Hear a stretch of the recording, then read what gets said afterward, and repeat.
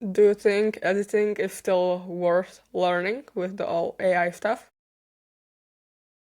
Um, Actually, yeah. Um, you're asking from the perspective of like people who are wondering if they should learn editing. Yeah, from perspective of wondering, content creators if it's worth it because learning any editing platform is like it has a big learning curve sometimes if especially if you want to get good and to the levels like for example you or other content creators. So Yeah, yeah, yeah.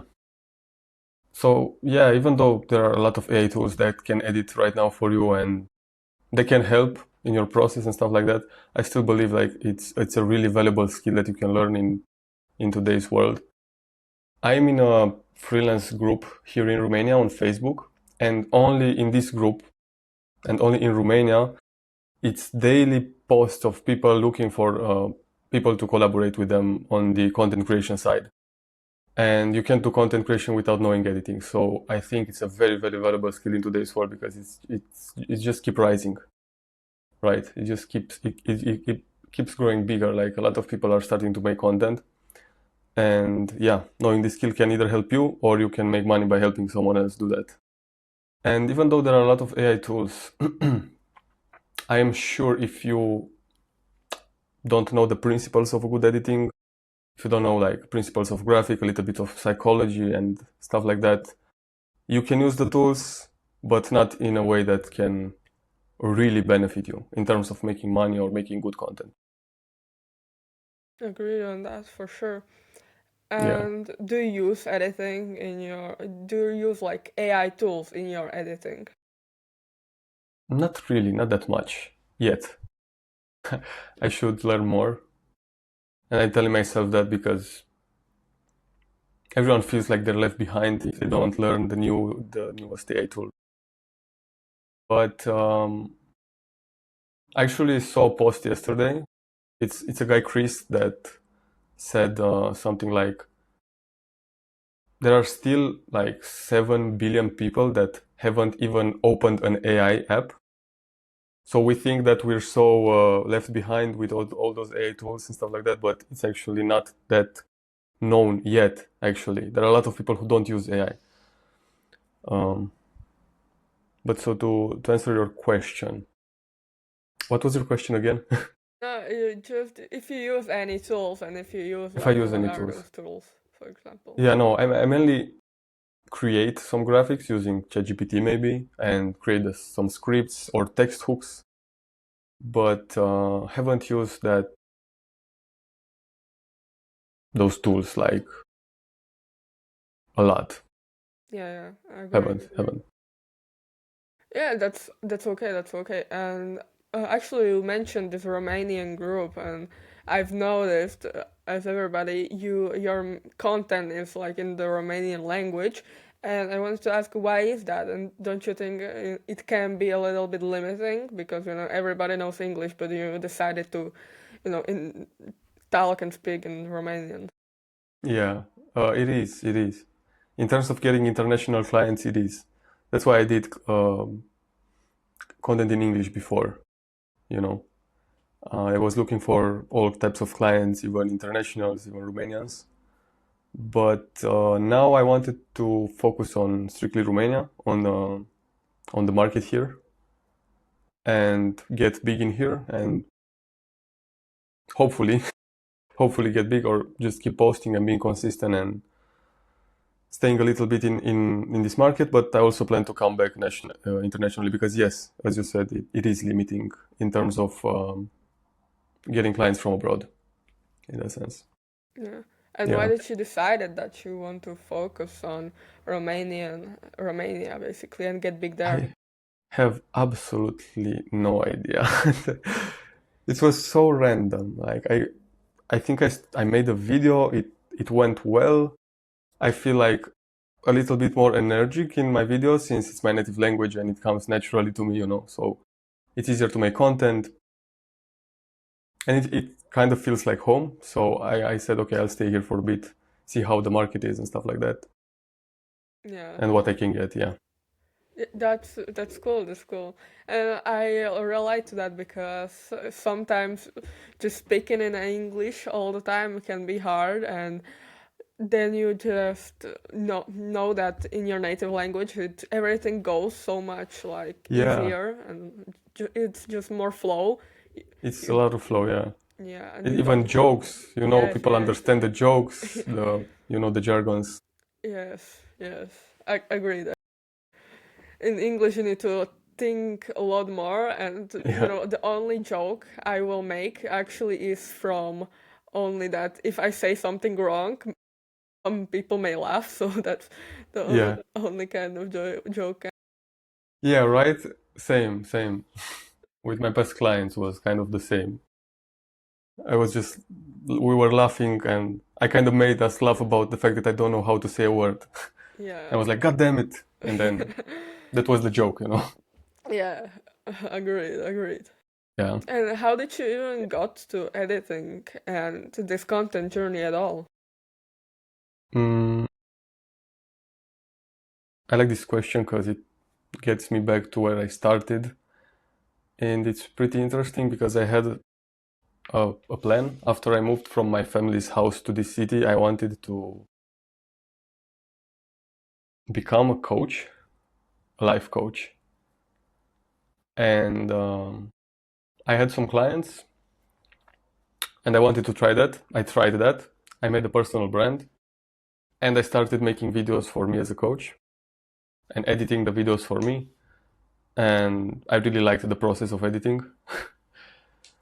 But I also tried graphic design afterwards, and I still liked more to edit for me the videos. So I got good at graphic design, but it wasn't really successful. And I said, okay, I really like editing those videos. The coaching is not going as planned as well. Let me try this. And clients came in, they were satisfied with my work. It came more naturally because I saw like results. I saw clients are pleased. I saw that I liked the workflow. I liked what I do, what I did, and yeah, that's basically it.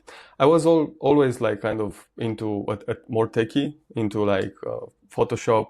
I started young as a YouTube um, gamer at 20, 12 years old. Then I started making at 16. I made some electronic music, like drum and bass, if you heard of it. And I made content for my music, but again, not at this level. And so then I came to the city, and the story goes with the coaching, and then yeah, I got into Reels. That And why did you decide to be a life coach? What led to that? oh well, I wanted so bad to change some things about myself because I struggled with timidity and shyness and confidence, and I wasn't really in a healthy position in my life. So yeah, I'll be transparent. I went into a breakup, and I wanted to get, you know, I wanted to change my life. And I saw a lot of coaches on the internet. They changed my life, and I said, "Wow, there is so much potential. You can change a lot." And I wanted to help other people, but it's not easy. Yeah, It's not easy. Like people don't change only if they want to, and even then, I'm not made for that. But it's nice. It's nice. You connect with people. You see where they are. And they can just be in your energy because you were in their place and you got somewhere. And they just being in your energy, you can see them lift up. And it's really nice if you are natural for this. It's a really nice job to be a psychologist or a coach and help people. Yeah. did you learn something about human nature and how people work as you were the life coach that maybe helped you next in your journey in editing and other stuff? Yeah, definitely. I was always passionate about this human nature part, and I part of my becoming better was getting better at socializing and understanding people. And so it kind of relates to that because now being into content and psychology and stuff like that, it's it's all psychology and human nature after all. Yeah, Agreed, agreed. What were those lessons, for example? the lessons from human Yeah, nature. yeah, yeah, that you learned.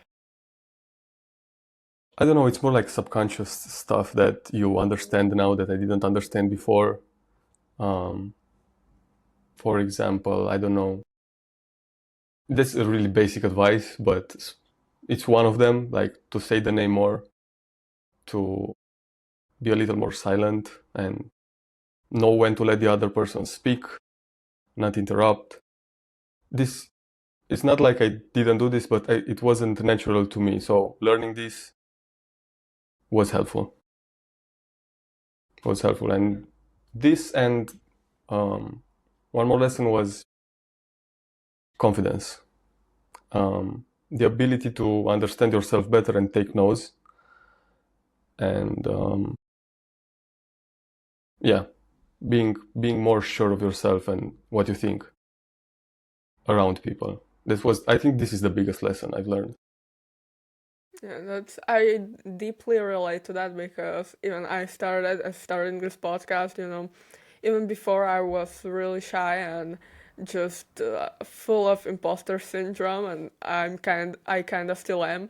And Yeah, there's all of those videos that how to talk to people, how to handle small talk and all the stuff. So yeah, I relate to that.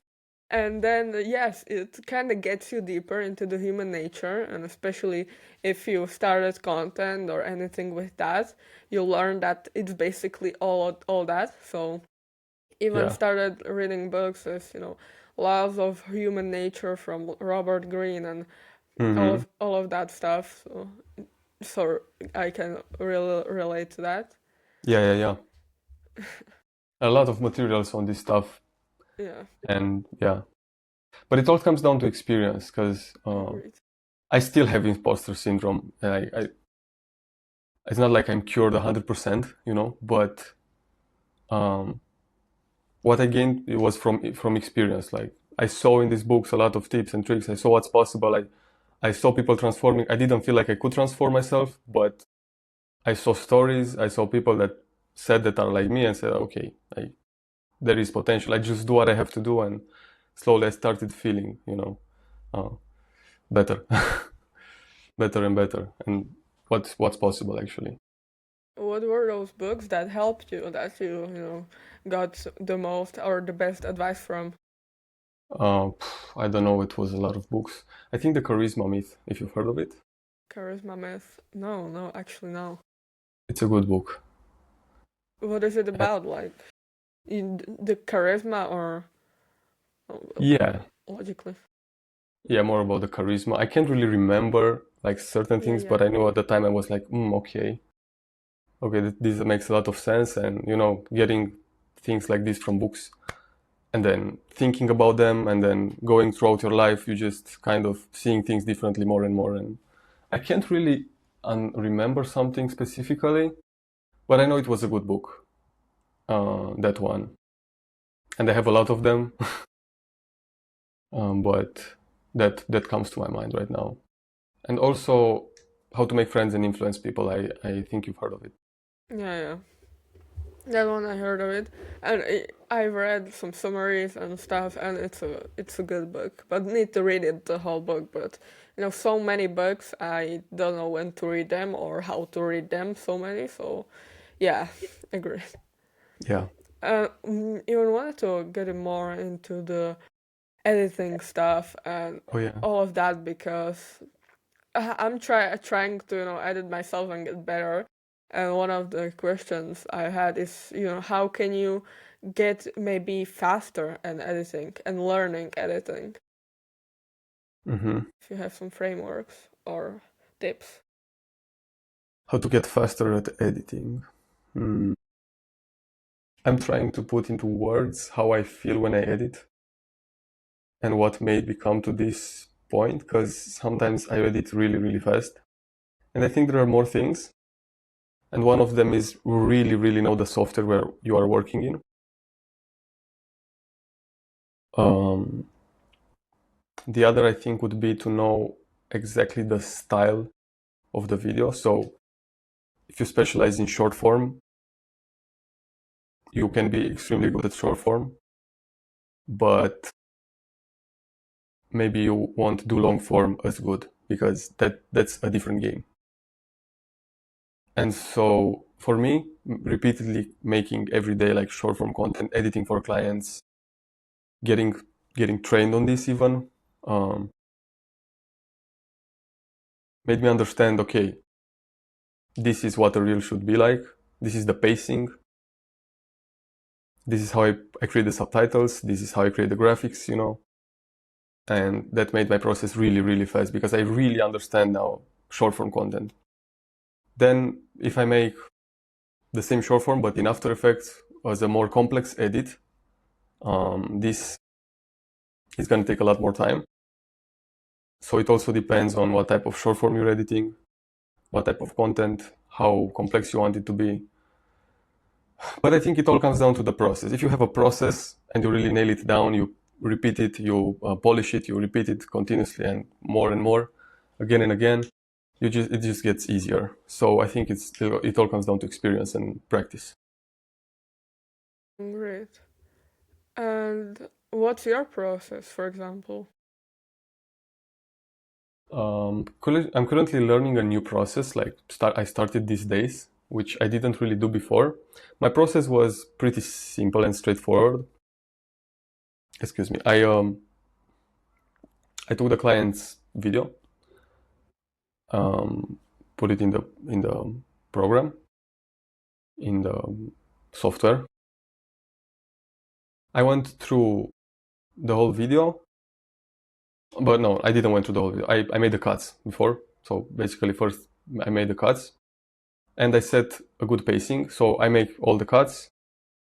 So I make sure everything is in place, and then I watch again to make sure I made the right pacing. So the pacing is actually to see how fast the video looks and how it feels before I add any effects, any subtitles. What do I feel about the video right now? Is it going too fast? Is it too slow? Is a cut here made too abrupt? Or is it too much of a break? Should I cut it earlier? So I need to feel the video before I start editing. So I make the cuts, I check it once or twice, and then I start the process. So this is kind of my process. I make it really depends. It really depends. I make a text hook. I understand what the video is about and then think of a text hook that is captivating. And to give you a tip, a good text hook that grabs the people's attention is made by, it's a summary of the video in 3 to 7 words. And one of those 3 to 7 words is a power word. And the power word is a word that, we're talking about English, not knowing how to express yourself, that gives you an emotion, like never or stop or it's terrible mistake or something like this.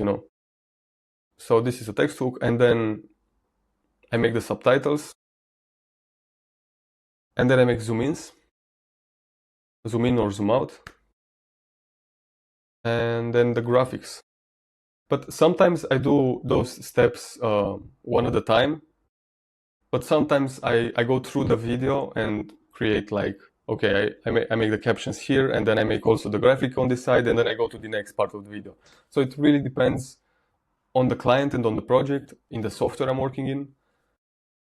But, and yeah, it really depends. And then after I do all this is the sound design. The music, I make sure it really goes well with the video, and sometimes I use 2 songs depending on what mood I want to bring in the video. Maybe the video idea is broken down in 2 parts, and then when the speaker talks about the second idea, I want to change the mood, I change the music.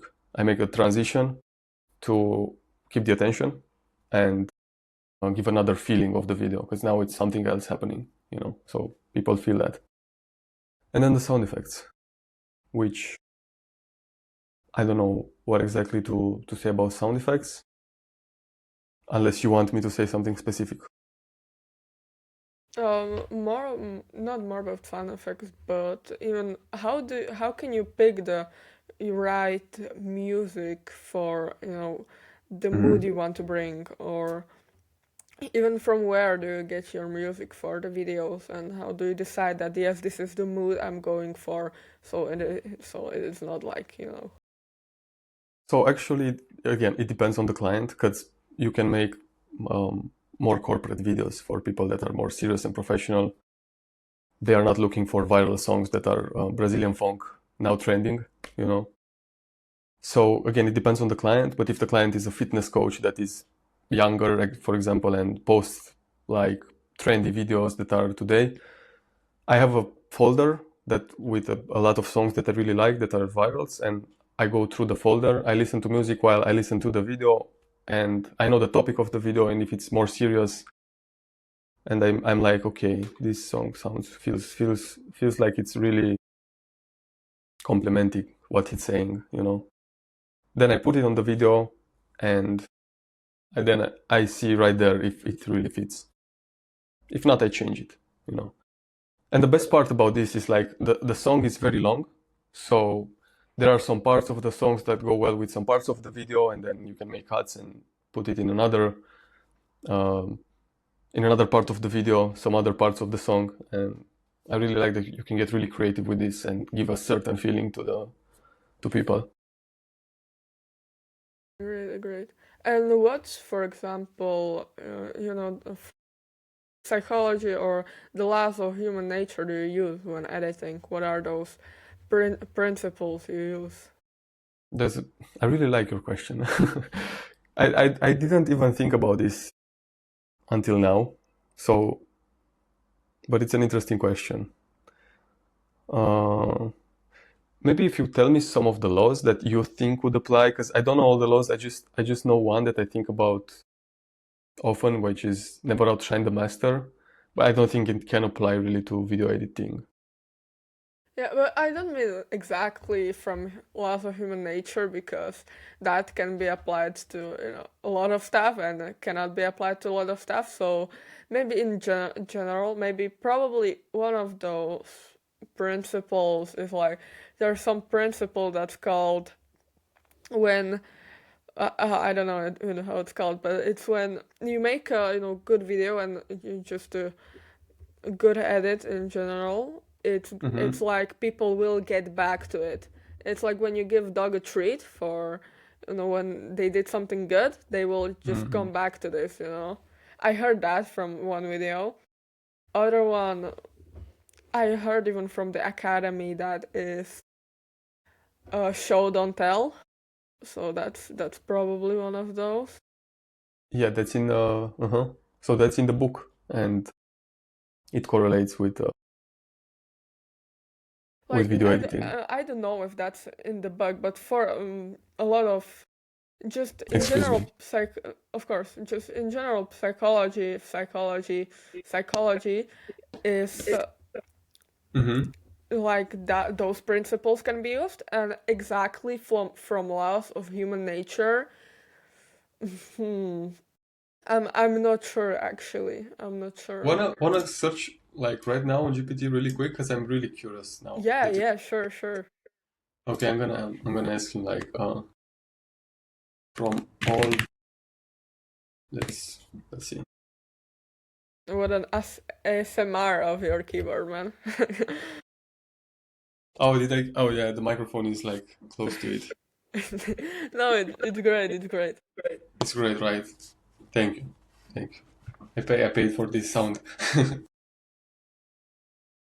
The law of irrationality. People are not as rational as they think. They respond first through emotion, then justify with logic. That's a good one, actually. Yeah, that's great. Because yeah, you basically, as you said with music, like Yeah, we work with people emotionally, not logically make them think about something, but they feel something without even realizing. That's horror music. That's horror films. yeah, You don't even realize you're so captured because the music gives all the vibes and not even what they say. yeah. And So yeah, even sometimes when I'm watching something and it's really good, actually, I don't know even how they created the mood, but when I watch it back, actually the music was perfect for the scene and for, the thing, and I'm like, yeah, and it all clicks all of a sudden. So yeah, for sure. yeah, And now I want to, even get more into, let's say, advanced stuff. Is like, how can people create their own style in editing? For example, they edited, a bunch of styles, did a lot of courses and all of that, but now they want to create something that's theirs according to their taste and what they want to do. again, I will tell you from experience, and what helped me kind of get my own style. I still don't have it like 100%, like only this font. But what I do know is that I have a color that I always go with, and a combination of two colors sometimes, which is purple and orange. And I always like this color. Even when I made music, I made content, I used purple. And yeah, besides having a specific color in my content, I try to use the same font all the time. But I sometimes learn a new editing style and use another font. But I try to keep one font at a time. And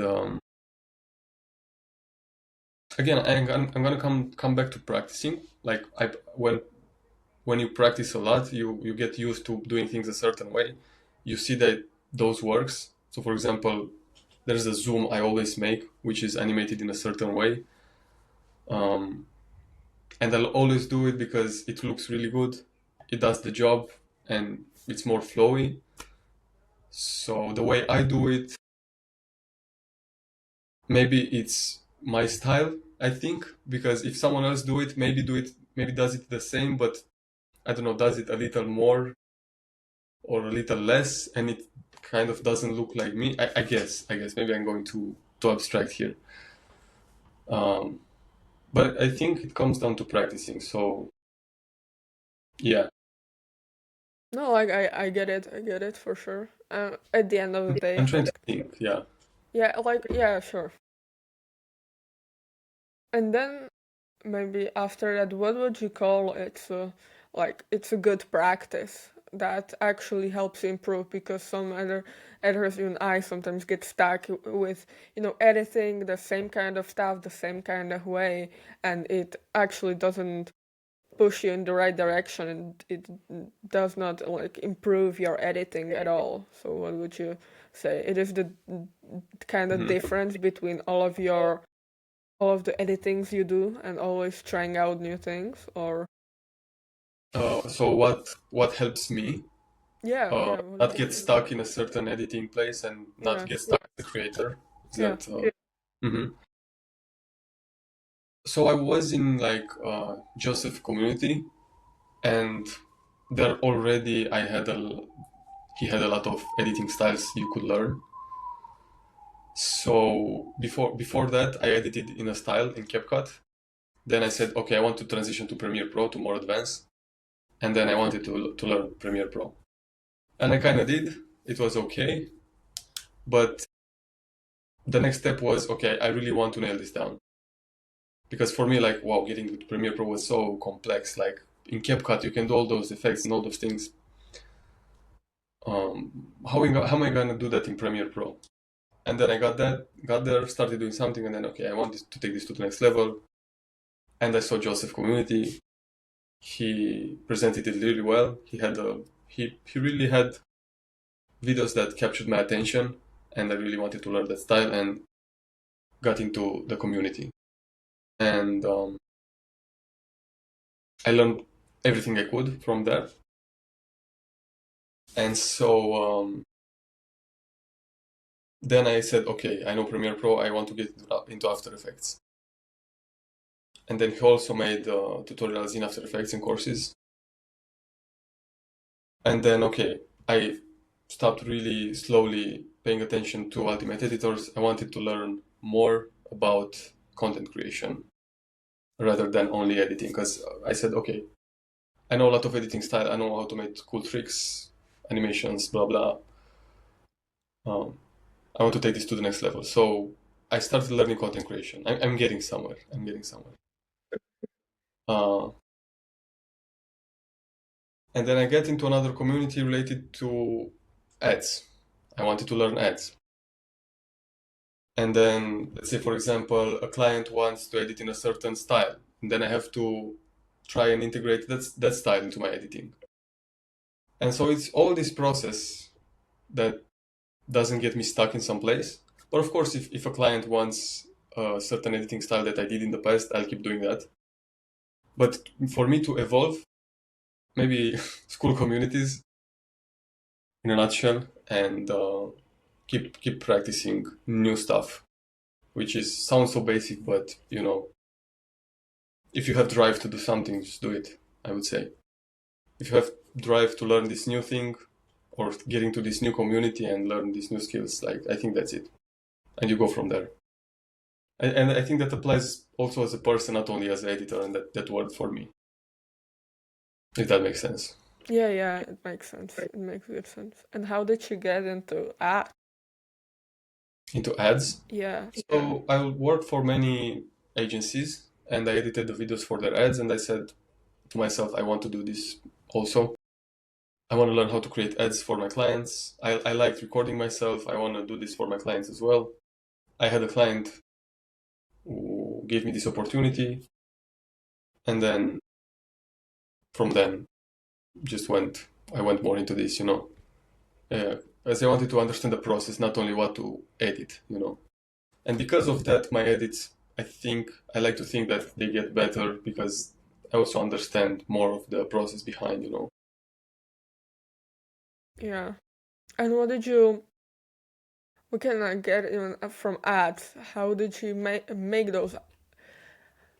What's the difference between the process of just making content creation kind of value-based reels and ads? Like, what's the main differences? Excuse me. Um, Not a lot. Not a lot. It still goes to, if you want to make great content, you still have to do the research. You still have to think the hooks, to think the process really well, to think the script, and have a structure. The thing that was different with ads, I think it was the fact that you can have like multiple variations of the same ad, and it's really, really niched down to a certain audience. And this comes down to scripting really, really strictly to speak to that certain person.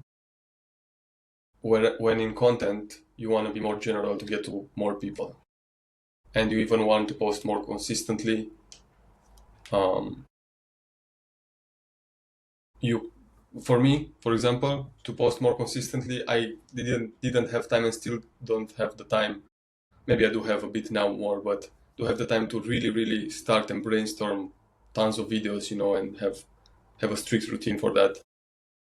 And so, yeah, I think it's different in terms of being more general content, or organic content, and it being more general. And if you want to post more, you have to not focus entirely on quality, which in ads you have to really think the structure and the ad and do the research and do everything. You know, does it make sense? Yeah, yeah, it does. It does. Like, I get that, it's not that different, but in content creation is more trying out new stuff, but in ads it's more mm, focused, as you said, more on quality than quantity, Yes. and it's more kind of, I would say, structured Yes. and Yes. stuff. So I get that. I get that. And you said, from what I saw, worked with this content creator called Ave. I think that's how her name is spelled. Eva, yes. her. I knew her from content. He was on some podcast too. Really really cool girl. And other clients and agencies. And I want to know what's your outreach process and how do you get even those bigger clients? Oh, it's very broad. It's not like a process. Um, because Ava reached out to me on Instagram. They were looking for editors on the smaller account. Then one client, like really good client, one of my first good clients from when I started was found me on Fiverr, and then we hopped on outside the platform. I think two more found me on Instagram, but they knew me from back when I made music, and then we kept in touch, and they became my clients afterwards. A lot of them also from word of mouth from the area, and yeah, it's all over the place. And when you do reach out to somebody, is it more straightforward message like, do you want my editing here as my portfolio, or is it just slow kind of warm up of leads and kind of that stuff, or Mm, no, you don't really reach out to people? I do, not as much as I should, I think. I'm starting to do it more, so I use Instagram to warn people and to connect with my audience and raise my personal brand. But if I really want to work with someone and I see potential, I try to make a Loom video or an OBS. I don't use Loom yet. I use OBS to record a video and kind of explain them what can I do. It's usually not only editing, because now I'm trying to get more on the content creation side, and I present them what I can do for them and how I can see that they can benefit from working with me. Makes sense. Makes sense. Yeah, because when you make Loom video and you even show yourself and you make it personalized, you don't just, which can work if you just, but if you make it even more personalized, like, of course people are way more responsive to that and they feel like you're not just spamming, you're actually interested in helping them, and you even show them how you can help, like create better content and everything. Yeah. Yeah. And with the content side, and as you said, you wanted to go more deeper into the content and creative kind of stuff. Yeah. Um, yeah, what's that like? What is it different than just the editing? It is more you create ideas for people, or Yes. So one of the clients I work with right now, for example, he's not here because if he was here, he's in Canada. I would also help him by filming and using my equipment to go help and film and stuff like that. But he's from afar, and we are brainstorming. I am brainstorming content for him on his niche, and then we brainstorm. We both brainstorm the script, and then he records what I tell him to record and the script, and then I edit for him. So there's the whole process that goes into it. Not He doesn't have to think about what to post, what video to make, how to create the video, how to record himself. I create everything for him. He just goes and record himself. He even know what position to have, and how to stay at the camera, if that sounded correctly. And yeah, so it's a whole process. This is strictly for content. Then if the client want ads, again, it's a whole strategy that involves market research and a strategy that we put into place. get that? Get that. Another question probably would be, how do you now strategize your content even for your clients? Is it just is it a schedule? Is it just all of it kind of? Because I'm interested because a lot of people, a lot of business owners especially, go to these creative directors, and I almost the went there too. I was trying to be a creative director but didn't went far, and wanted to like, well, yeah, what's your process kind of in that? Yeah, so I brainstorm the ideas. We go through the ideas together, see what we can tweak, me and the client, what he wants to tweak, if it does sounds like him or stuff like that. And then we either go record a bunch of videos at the same time, edit, and we have all the videos for some weeks or even a month. Again, if the client is far, it's kind of the same process. He just has to film himself doing the things that I propose. That's pretty much it in a nutshell. Yeah, I'm still getting more and more used to this. I don't have as much experience as I have in editing, but so far I like it, and I hope it goes just better and better. Yeah. It's a bonus more that I know all of those things, and I know how to think in terms of psychology and not just edit, and then I can apply all those knowledge besides. Do you ever want to get into or build your agency around this, or is it just more you and we will see where it gets? Yeah, it's more like me, and I see where it gets. Because I've heard like you have to make 10K. I'm not there yet. To be how do you say it in English? Jesus, to be profitable, to hire a team. I think until then, I'll see how I can handle it myself. Because yeah, why not?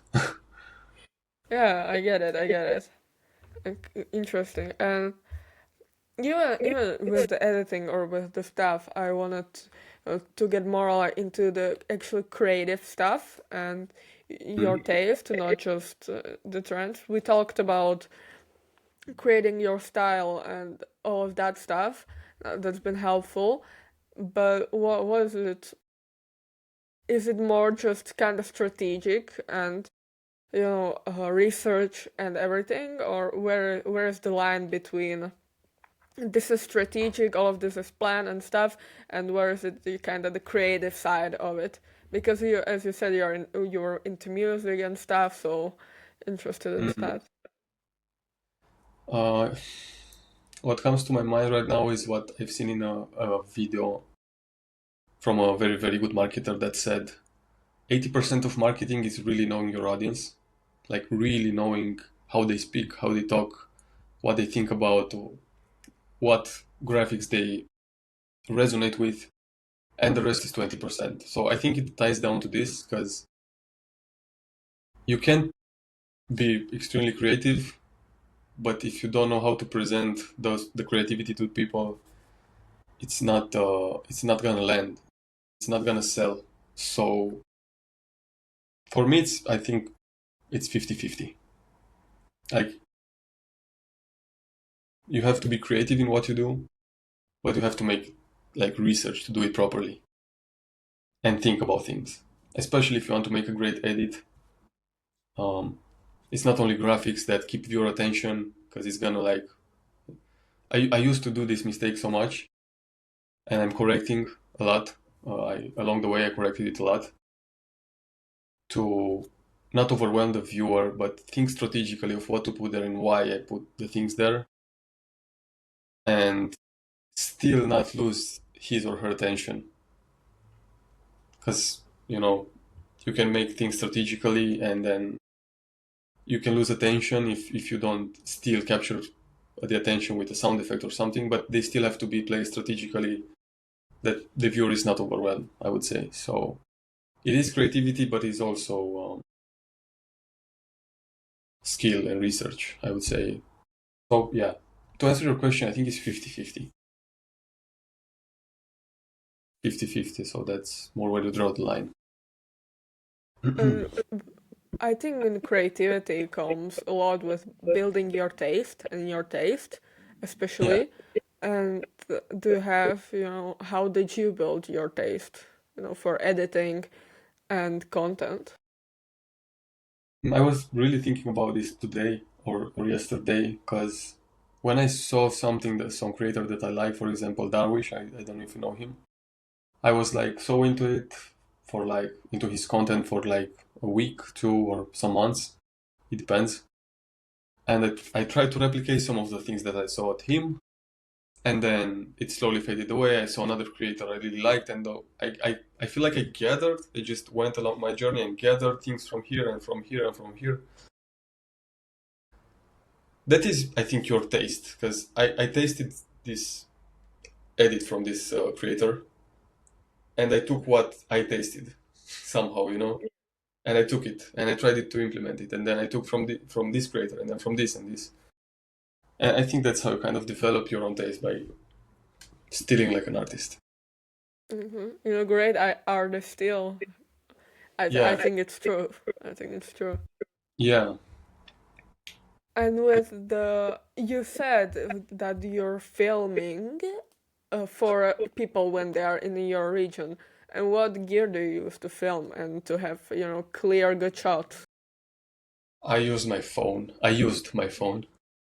a lot of the time, um, and it does the job really well if you arrange the lighting properly and you do the right settings. An iPhone, like with the back of the camera at the front is not good, but the back of the camera can do a really good job. And I'd like to be like every creator that says you don't need a camera, you can do it with your phone, because it's true, you really can do it, but it's not like buying a camera won't take you to the next level. It will. It will really change your content. So I invested like recently in a camera and a good mic, and now we're gonna see a very good content coming for my clients. I agree. I saw from your videos that you bought one, so that's kind of where this question arrived. So I know that's the main thing, and to touch on even this content economy that everybody is talking about. Even at the beginning, you said a lot of people are starting content, and basically Yes. everybody is getting into content. And what do you think is now required to stand out, or what those people on the top did or do to just be at the top, or how they get into the top, because a lot of people just kind of quit at the beginning or don't get far. Don't be afraid to try. Don't be afraid to do shit. Just don't be afraid to try shit. Try and post and just fail. Like, come on, like, I know I've heard this a lot of times, and you probably heard this a lot of times, but it is true. It is true. Like, you get an idea, which is, you haven't seen maybe this idea posted, or you haven't seen someone did it, but you get this idea and your gut tells you like, wow, that's a really good idea. I should do that. But then your brain is like, oh, no one did this, and I like, what are people gonna think of me? They don't care. Like, they really don't care. Like, maybe they do for a while if it's not a good idea, let's say, but who cares? Like, they're gonna forget, and then you're gonna succeed at some point, and that's when their mind flips, and people are gonna see you actually succeeding, and they don't really care if you fail. So that's the thing. Like, really do cool shit and trust your gut when you get ideas, because you maybe heard this, but the speed of execution is really important, and I struggle with this myself sometimes. When I get this idea, to just start doing it and putting it into action. That would be it. They say that the big trait of successful people is that they have a paper thin line between action and they are basically their thoughts or something like that. And I think it's true because it can take so long to get your first step or a first action on your idea, but when you start, it kind of gets easier. So Yeah. 100% agree on that. Mm, I wanted to ask that even with getting clients and in content economy, like in general, why do you think so many people kind of fail and never get through their first client or first couple of clients and quit? This idea of freelancing and business is very is sold as being so cool. You just travel, you just uh, work whenever you want. It's so cool to be an entrepreneur and do all those things.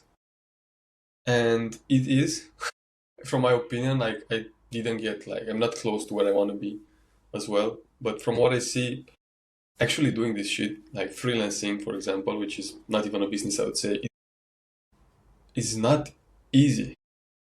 It's not as presented. Like you just do it and you get clients and you have this freedom. I mean, it can depend on your niche, on your expertise, but there are months where you can not get clients. There are months when you get a lot of clients and very good projects. There are clients that are more stressful because they are, because maybe you don't get along, or they want to pay less and you feel like you deserve more, and there's a friction between you two because you feel like you deserve more, and a lot of things can happen. A lot of things can happen, and it's not easy. So that's why I think it's easy to just say fuck this. Like I want freedom. I want stability. I want to know that I get my payment and work on a job. And it's also so broad and complex. So this creator economy, like okay, I'm getting into content, but how am I making the money? Like okay, am I selling something or am I providing services? If so, I have to know exactly what I'm serving, and if so, I have to get really good at that to be able to charge. And it's a long journey. It's a long journey. No one guarantees the success, but it's definitely possible. And that's why I think most people live this, yeah, because it's not uh, as pink and as flowery as it's presented on social media. How did you get through mindset wise? How did you get through those hard months where no client, no clients or uh, anything that kind of just hardship? I still have them from time to time, and I just read a summary of a very nice book that came at the perfect time, and which is a mistake that I tell you and people who are listening to avoid if they're getting into freelancing. It's called fanatical prospecting. So even if you have clients that are paying good, you don't stop posting, you don't stop sending emails, you don't stop looking for better clients. Because if you have, for example, a $500 client and a $2,000 client, and you prospect and you get the possibility to work with a $2,000 client, you can stop the collaboration with the 500 and get to a 2K, right? You can get a better client. And so even if you have clients, you shouldn't stop to be out there, post, be clients that want to work with you, have clients that want to work with you, send emails, maybe call, and maybe talk to people with businesses. As a freelancer, I think this is the most important thing to do, which I missed as well. Even if you get good clients, like continue to search and be out there and post, even if you don't post as much as when you don't have clients or when you finished projects. Even if you post, because that's when you post a lot. You get out there, you send emails, but when you have clients, you still post, maybe not that much, but you still go, you still put yourself out there, you still talk to people. So that's how I think you get through those months. You prevent them, maybe. Let's say. That's an interesting idea. I never heard of that. But yeah, it's like 100% true. Um, Kind of halfly, I learned that hard lesson myself, especially, with the podcast. I have some of hosts, or not hosts, guests that I have, and I, stopped outreaching because honestly, outreach is the, most boring thing in the world. Just kind of feel like I want them to come to me, not I need to DM I don't know how many people a day. So that's kind of that, but yeah, you need to keep Yeah, showing yeah, yourself that's out there. true. Yeah, that's true. And I think even the biggest podcasters, they still reach out to people they want on podcast. So yeah, in your case, I'd say maybe it's harder to get people to. It's not impossible. I still think like people would come to you if you create a podcast, but I think it's even like if you get big, you're still gonna have to approach people to get to your podcast. Yeah, But no, yeah, maybe it's not that. I don't know. Maybe for you, it's. I don't wanna like speak without experience. But maybe it's nicer to speak to people and invite them. But I don't know. Instead of just selling them something, which is harder for me, for example, like. yeah. Like I 100. I used to like sell, not sell stuff or give.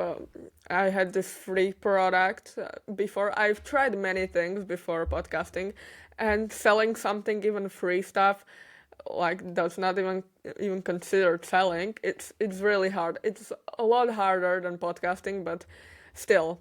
And when you're big or even big at content, and the selling or the outreaching, it gets easier because it's kind of people know you're big, you have the credibility, and it's easier for them to say yes, even if the product isn't any better. But you got the numbers, the everything. So Yeah, yeah. that's kind of the way. And I wanted to touch on when you all have your client and you think he's presenting a price that basically you think you're worth more. Like, what do you do then? You just can communicate it, or what's your process on that? Uh, you get to negotiation stage, unless it's really low and you're like, okay, no, it's not. You just ignore it, or if not ignore it. You just refuse the offer if it's really low and you know what you can do. But unless it's closer to your rate, you can always negotiate and say, okay, look, why I think it would benefit you if we were together, and maybe I can make a package for you, and you benefit from a lower price, and I also benefit. We both benefit from this. So I think it's a negotiation. It's a negotiation unless it's a really low price. And it's a really high price. You're just okay. Yeah. Let's do it. Uh, uh, kind of go the questions at the beginning. How do you know how much you're worth and how people should pay you for your content? This is such a struggle. Like even after 3 years of freelancing, it's always gonna be. I think.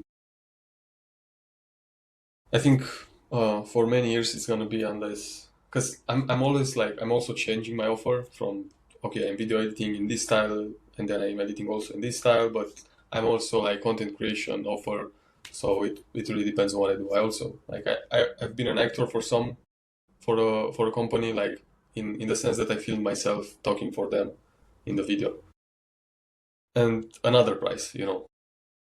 But how do you know your worth is when you get to a really good client at some point that is a you propose a certain amount that is outside what you think you're worth, and then they say yes, and then it sometimes something clicks. It doesn't feel like you don't feel like you're there, but you start to understand that they benefit from what you do for them for that price, and then it's like okay, like this really costs. This is the real price for it. And like you have to step outside a bit and You're, see that yeah. people are actually able to want to pay you that amount. I do, yeah, I do agree because especially it would be in my case, probably maybe in yours too, that I would be so used to just undervaluing myself, like like as much as you can. Kind of the tactic of I'm gonna mm, just say the higher price even if I don't know I'm there yet is, I Yeah, think, a good mentality, because you never like fully know how much you're doing for the business. You can it may seem for you like, oh, I will just edit videos, or is it just this product or this service, and actually you're doing so much for them and you're getting paid so little. yeah, So that's yeah. that's a common problem. Yeah, to get paid little. Yeah. Um, yeah. No, it comes down to this. It comes down to actually having also the skill to deliver what they need. So in my case, video editing, I've received like testimonials from people. I received a lot of things. So it's also the experience, I have in the back, which was hard work, that gives me the confidence to raise my prices, accordingly. And some won't pay, even if you have the experience. Like there are people, a lot of people that won't pay. They want cheaper for the same results, and I think you have to say no. Yeah, for sure. Yeah. And I think this is probably the end of the podcast. It's been an hour and something. So yeah, I'm so grateful that I could have you here. It's been such a pleasure. I hope we can do this sometimes again. Sure. It was fun. I had fun as well. Great to hear that.